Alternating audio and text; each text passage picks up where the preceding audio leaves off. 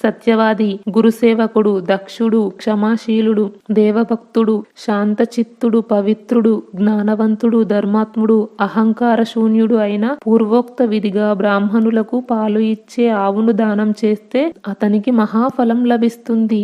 ఒంటిపూట భుజిస్తూ నిత్యము గోదానం చేసేవానికి, సత్యస్థితుడై గురుసేవ, వేదపారాయణం చేసేవానికి, మనసులో గోవుల పట్ల భక్తి కలిగి గోదానం చేసి ఆనందించేవానికి, పుట్టిన దగ్గర నుండి గోవులకు నమస్కరించేవానికి లభించే ఫలం వివరిస్తాను విను. అధికమైన సువర్ణం దక్షిణంగా ఇచ్చి యజ్ఞం చేయడం వలన కలిగే ఫలం ఇంతకు ముందు చెప్పిన మనిషికి కూడా దానితో సమానమైన ఫలం లభిస్తుంది.